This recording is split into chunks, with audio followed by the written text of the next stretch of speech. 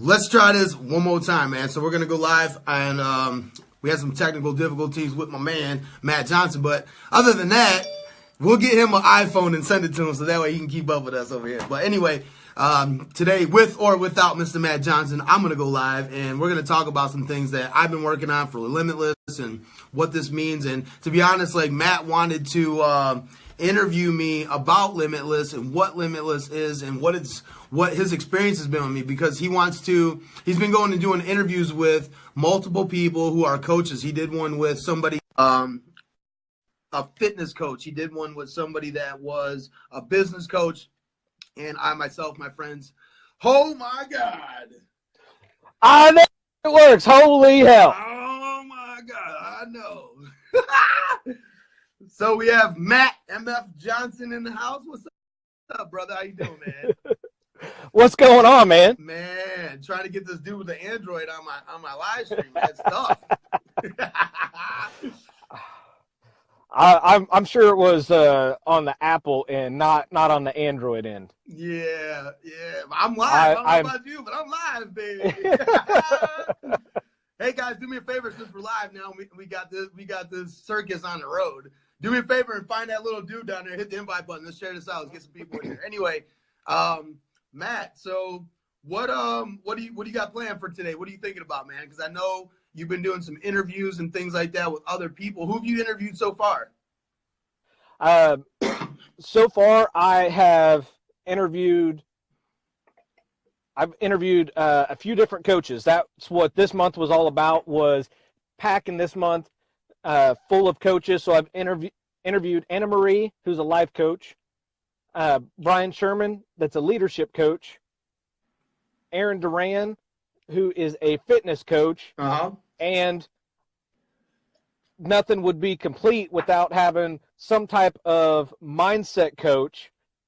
So who better than the one, the only JC Limitless?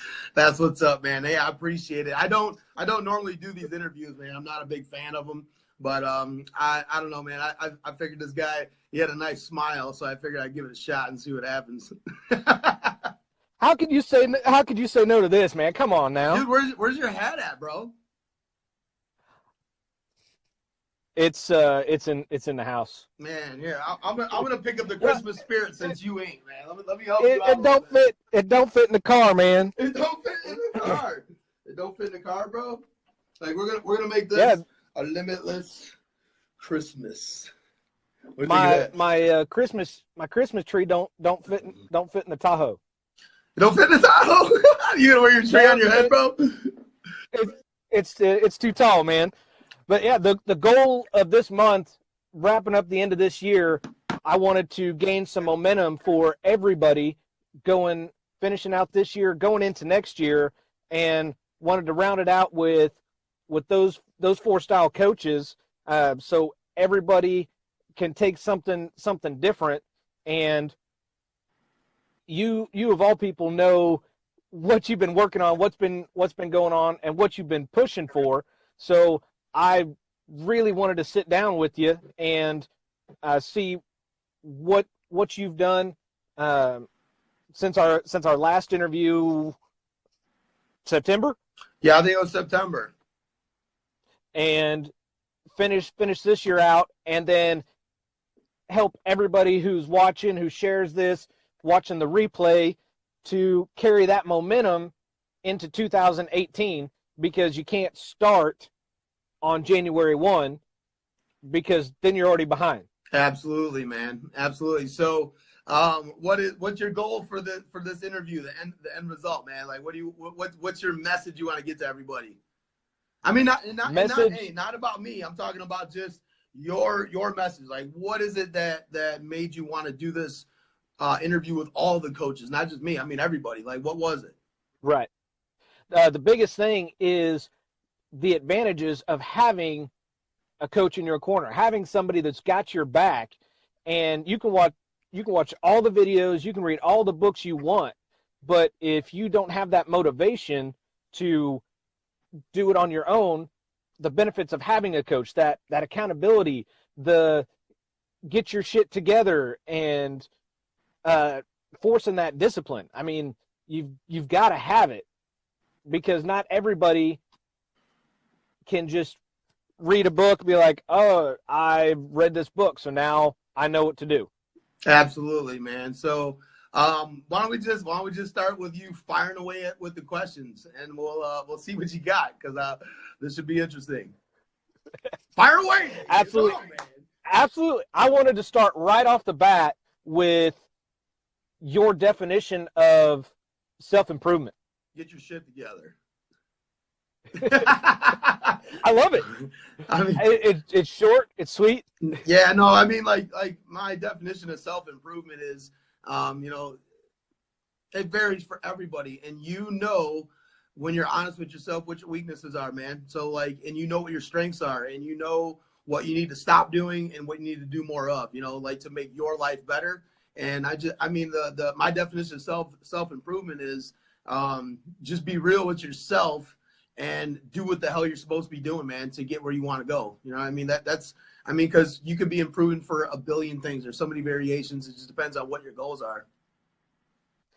Absolutely. And I know what a difference having a coach in my life has done. So what's the difference that you see having a coach, whether it's life coach, leadership coach, a mentor, self-improvement coach, than just reading something or listening to, I don't know, like Grant Cardone, Tim Robbins, one of their videos, and be like, okay, got it. I can maybe do something now. Yeah. So, nothing beats like real life experience. You know what I mean? And like, you can perceive things and understand things only to your level of that understanding, So if I was to make a video course and just give you the course and be like, good luck, bro. Like, are you going to do the work? Are you going to pay attention to it? Like, how are you going to understand it? All of that comes into play. So like, anybody can just dump you with a course and that's it and tell you good luck, man. Depending on how bad you want it and how well you understand the information, that's going to determine what you're going to get out of that. But there's nothing that beats real life experience, And when you've got a real coach that asks you specific questions about you, where you are in your life, not just like your business, but you as a person, like what is it that you are having a hard time with, and we got to fix that. Maybe it's being honest with yourself. Maybe it's you can't even get your ass out of bed in the morning. Like, all these little things, like people look at things sometimes, I think, from a grand perspective, and they don't look at the micromanaging of their day. So if you say you had 50 tasks today and 40 of them you did like crap, like at the end of the day you're gonna have some crappy results. You know what I mean? And having somebody there to hold you accountable, like what were your goals? Did you get them done? What did you do for the last hour? Like where did you go? And like having somebody there with you to walk you through your goals and to be there for you as a coach like that is what's going to be the difference between failure and success. And you hit on something I want to go into real quick about being real with yourself and finding the value in yourself, and taking the dreams or the resolutions and turning those into goals. How do people start, or how do you as a coach implement that with somebody? I know with me, it was about not making excuses anymore and not being a bitch. But so how does that work with somebody, asking themselves a hard question, being honest with themselves? So I'm like everybody's different. So you have to really, if you're a good coach, if you're a real coach, you're going to ask those questions. You're going to find out what is hard for them and what are they struggling with, and you're going to know how hard to push them, and you're going to know when to cut yourself off from them. Because like a coach isn't there to like do the work for you. A coach is there to show you what you need to do, give you the task, and then let you do it. Like there's tons of things. Like for instance, let me flip the script, since I don't play by the rules very much. What are some of the things that I had you do, bro? A lot of the biggest things was not only getting up, because I get up early. I have for years. That's not a problem. But getting back to working out, it was writing my goals down daily. It was the daily affirmations that you had me writing, and the biggest one, and I know you're gonna love this, was the awareness log that we had to keep. Okay. That, because I was busy every day, every single day, bell to bell, and then I started writing the time out in that awareness log, and I was like, man, I am pissing away a lot of time, like half my day. I don't even know where it goes. Just tell everybody what that is. Like, what is the awareness log? Like, what is that? It's awesome and terrible at the same time, because at the top of every hour, we started at 5 a.m. till we went live at 9 p.m. Top of every hour, we had to write what we did during that hour. And, the first 3 hours of my day were easy. It was get up, work out, the whole, military, so shit, shower, shave. Easy. Got to work, got a little harder, and to write where the last hour was, I was like, I don't really want to write this. But what did you get out of that, though? Like, I mean, at the end of the day, what did you get out of it? The biggest thing I got out of it is how much time I was wasting, either being on my phone, getting sidetracked with social media, or a game, or or doing whatever I possibly could to not make my follow-up calls that I should be doing, writing the letters, doing posts, doing videos that I should be doing, that's going to maximize my exposure. Absolutely. So basically, guys, like, everything I'm here to do as far as a coach, is about mindset, and that is a very big and broad spectrum. So one little thing that I had all of these guys do in the boot camp was every hour on the hour for about 2 weeks? I had everybody writing 2 weeks down. Or 3 weeks. I had everybody writing down from 5 a.m. to 9 o'clock at night, every hour, what they did the last hour. What did you do the last hour? What did you do the last hour? And one, they found that, just overthinking and daydreaming and losing time. And two, they found themselves being very busy but not productive. So they would be doing, like, if they had to be making calls at this certain time, they found themselves maybe recording video, or maybe trying to post something on social media, something to do with their goals, but it didn't have anything to do with their immediate goals, what they were trying to work on today.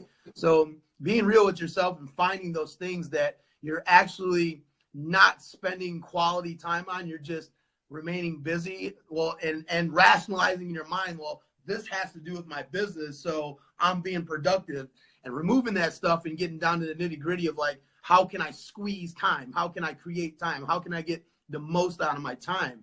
And just that one little thing right there, I've seen a major shift in everybody in the boot camp from their actual productivity levels. Yeah, that was huge. And so with everything that you have going on with Limitless, and as many people as you want to reach, why a boot camp? Why start with 5 people? Okay, or 10 people. Okay, so I started out with a boot camp because, like, for me to be able to, and I mean, this goes for everybody. Like, you should really take notes on what I'm about to say, because my end result goal, it's been since I started Limitless, is I want to reach hundreds of millions of people. My brand is not there yet. It's 2 years old. I'm definitely, new to the game so much with social media. Everything you see here is something that I've learned along the way. I've not really had any help with it. And it's hard. And I've been fighting this battle of trying to get to thousands of people every day. How can I reach thousands of people? But the thing about it is I came to the realization is that the more value, the more people, the higher the level of value that I can bring to a group of individuals and bring them close to me and get them in their space and be successful, that is going to do way more than me blatantly trying to like reach out and throw, you know, like 20 rocks in the water and see what I can hit. You know, it's in my mind, it was, look, man, like we got to pull this together. We're going to start with an inner circle and we're going to work our way out. So for me, knowing that I opened the door for 10 people to come to the boot camp, this was not like, if you got the money, you can sign up boot camp. This was like, I interviewed all you guys. I made sure that you were qualified to be there. I wasn't looking for victim mentalities. I wasn't looking for, you know, whiners and people that have these problems. I was looking for people that have really been fighting their ass off for the last year, 2, 3, 4 years, 5 years, and been stuck. And that's where I step in and I push you over that edge. There's 100 different things that I'm sure that everybody in the boot camp can agree with, that I've really been pushing the envelope with fears that they have within themselves. Like I'm the guy that's running up behind you and just shoving you off the cliff, and you need to figure out how to build that parachute on the way down. 100% agree with that.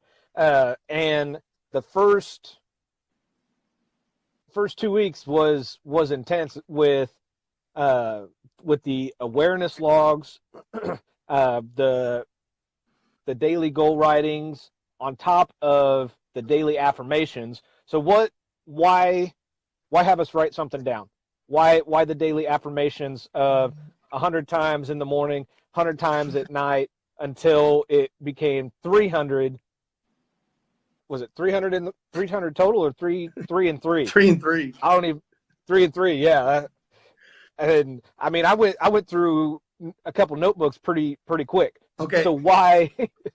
Okay. So along with the awareness thing, like I was just talking about how I had everybody writing down every hour on the hour what they're doing. That was just to do with their time. I really broke awareness down in a major way, because, you know, a lot of gurus, coaches, people, like videos you watch, like people are going to be like, you need to be aware of yourself. And then they leave it at that. And then you're like, okay, I need to be aware of myself. But they don't explain what that means. Like, you need to be aware of your time. You need to be aware of your friends, your family. Who's a naysayer? What do your texts look like? What does your social media look like? What are you being tagged in on social media? What does your news feed look like? What does your emails look like? Like, what does your phone calls look like during your day? Like, there's so much stuff that surrounds you as an individual that influences you. And it was my job to bring your awareness up to that so you could see what that was. And part of that wasn't just going to be like, hey guys, pay attention to your phones for the day. I needed to get your attention. I needed you to understand that this was real, and I need your attention. So part of the program was having everybody write down in the beginning 100 times in the morning and 100 times at night. I am aware of my thoughts and my actions. And by writing it down 100 times in the morning and 100 times at night, it really weighs on you in a lot of different ways. So one, you've got this ridiculous task and you're an adult and you're like, why do I need to do this? And two, the big major part is like, you know, if you ever watch The Simpsons and you see Bart Simpson writing on the chalkboard, I will not throw spitballs or whatever. Like they did that to us in school back in the day. And, you know, like when you write stuff down like that, so write that on a chalkboard 50 times, erase it and write it another 50 times. They're doing that as to teach you a lesson so you don't forget the lesson. Because when you're writing it down, you're physically writing it down, you're mentally thinking about what you're writing down, and you're reading what you're writing down at the same time. There's a psychological lesson there for you where you begin to retain that information that you're being taught. Because in school, they will say, hey, I'm going to give you this book right here, and I want you to read this book. And then at the end of the week, I want you to tell me what was in this book. And then 3 weeks later, nobody ever talks about this book ever again. You'll never, ever hear about this book again. And what they're teaching you is to retain information just long enough to put it on a piece of paper, and then that information is lost in time. And the things that I'm teaching are the foundational pieces of what makes you successful. Success is not some crazy ass thing that only, like, you know, special sperm counts get a hold of, and like those guys are going to be, you know, special, or some magical fairy comes in and puts success dust on your freaking head. it comes down to your mindset. It comes down to your determination, your discipline, your awareness, and what it is that you are determined to go get by any means necessary. And by having everybody be aware of their time, their environment, the people around them, all this stuff, and then write down, I'm aware of my thoughts and my actions, and then write down what your goals are for the day, tied along with a to-do list, which when you get done with the to-do list, it should equal what your goals are on paper. Like you've got no way out. Like the problem is a lot of people have way too much time on their hands. That's how they get caught overthinking and procrastinating and sitting in fear and all this stuff. If I can keep your mind active, busy, really productive for 80% of your day, you can't fail. You have there's no room for you to overthink or sit down or take a break or whine and cry about anything. All you have is what's in front of you and get it done. And it starts with awareness, 100%. From awareness, does discipline come next or discipline first? So when awareness pops in, it becomes like a dance, because you're gonna be dancing with both of them, you know. So like you've got to be disciplined, and you've got to have a desire to want to do what's being asked. But there's a problem with being disciplined. Like when you hear the word discipline, most people cringe, and I figured out a way to get over that little hump. So with the boot camp that I have, the boot camp was X amount of dollars to get signed up for 6 months. That money is non-refundable. This boot camp has a 3-strike rule. So if you get 3 strikes, you're out of the program, and I keep your money. So now you have a little incentive to go sit down and write down 100 times, I'm aware of my thoughts and my actions. Now you have incentive to wake up at 5 in the morning and go to gym. Now you have incentive to write your goals for the day, because if you don't do any of these things, that's just your morning rituals. That's a strike, and this is for 6 months. So if you really want to get somewhere, you need something held over your head. You know, like one time I asked people in the Limitless Mafia, my free Facebook group, if I gave you 2 free t-shirts, would you guys all write your goals down for 30 days straight? And I think about 30 people are like, yes, sign me up. I want the shirts. But the thing about it is like, where in your mind, where in our mindset did t-shirts become more valuable than what you're writing down on that piece of paper? So now we get into like the value system, and I mean, we can talk about that later, but it's just about finding ways. It's like an entrepreneur, man. Like, you know, like if they destroyed our internet and made us all pay for it, like I'm going into entrepreneurship mode. Like I'm going to find a way around this. I'm going to make this work, whether it's with or without them. So if I can't get people to be disciplined and do what they need to do to be successful by the normal rules, we're just going to make up some new ones. I'm going to make sure that you're going to get there. And I love that. Agree with that 100%. How do you start that training? I mean, with instilling, holding the carrot over somebody, is it a switch that you just flip? How do you ease somebody into that and not just give them that shove before they can build the parachute on the way down? So this is where the individual contact and knowing your client, knowing where they're from, what type of lifestyle they live, what their goals are, where their mindset is, how they deal with their emotions, how they interact with other people, what their fears are. This is collectively collected in. So during the process of like everybody writing down their awareness, this also gets to show me what everybody's fears are and how they react to authority, and like everything that's needed for me to collect information. See, there's a method to the madness here. So while you're doing the awareness part of this program, I'm able to collect your information. I'm able to see what your fears are, and are you emotionally intelligent? Are you really determined to do this? Are you fighting back? And for instance, so Justin Sokol, which is one of the guys that was in the boot camp, he made it about 4 weeks. and he got tossed because he just rebelled. He rebelled.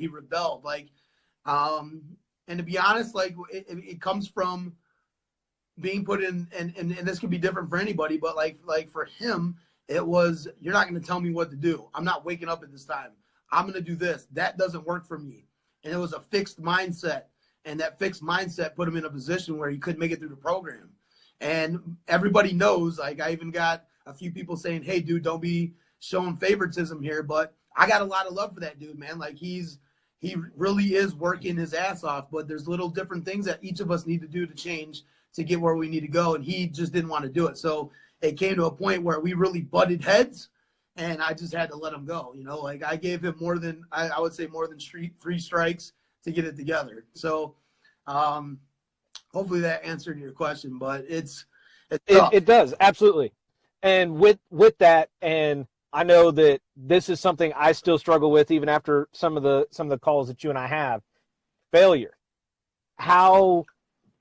Walk me through how you would teach somebody to embrace that. Like me, it's, you have me have a goal of minimum of 200 business cards per week handed out, and I've already got asked to leave 3 businesses just this week alone handing out cards. You're not doing it enough. So, There should be like 12, but we'll let it slide. So how do you find that failure for each person? Is it by getting to know them and screening them for the boot camp? Yeah. So like it's during the screening that I learned some of it, but the majority of it, because people will wear masks, man. They're like, we live in a world of freaking masks, and when everybody's nodding and agreeing, everybody's like, yeah, success, winning, woo! They're getting crazy. But then when it's time to show up, when it's time to perform, when it's time to do the damn thing, you'll figure out really quickly like who's really in the game and who's really willing to do whatever it takes by any means necessary to get the job done.